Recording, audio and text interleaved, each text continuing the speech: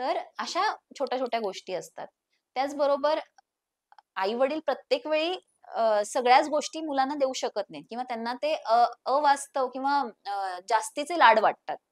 पण अशा गोष्टी आजी-आजोबा करत असतात. तर हे कुठेतरी बॅलन्सिंग ॲक्ट होत असतं, की खूप आई-वडील जे खूप स्ट्रिक्ट असतात. म्हणजे काही-काही गोष्टी नाही, हे नाही करायचं, हे अशा पद्धतीनं नाही करायचं. पण ते आजी-आजोबा थोडीशी मुलांना ढील देतात. त्याच्यामुळे त्यांचं नातं त्या प्रकारे बहरतं.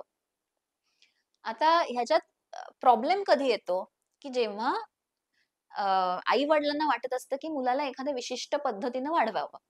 हे करू नये, जास्त गोड मुलानं खाऊ नये, जास्त चॉकलेट्स खाऊ नये आणि आजी-आजोबा एका बाजूला असतात, की ते रोज मुलाला काहीतरी जे मूल म्हणेल ते देत असतात. तर अशा वेळेला कॉन्फ्लिक्ट्स येतात किंवा कधी-कधी टीव्ही खूप बघितला जातो.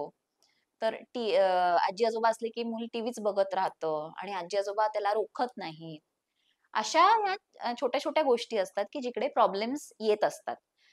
पण आता कसं आहे, की प्रत्येक गोष्टीचा म्हणजे कुठलीही आपण गोष्ट घेतली, तर त्याचे फायदे आणि तोटे दोन्ही असतात. तर तसंच हे आहे. आपल्याला ज्या गोष्टी खटकतात, आपल्याला ज्या गोष्टी पटत नाहीत, की हे नाही बाबा हे मुलाचा स्क्रीन टाईम खूप वाढतोय. तर ह्याच्यासाठी आपण काय करू शकतो? तर ते आपण जर सांगता येत असेल, तर शांतपणे समोरच्याला न दुखावता आपण हे सांगू शकतो, की असा-असा प्रॉब्लेम होतोय, तर तुम्ही याच्यावर लक्ष द्या.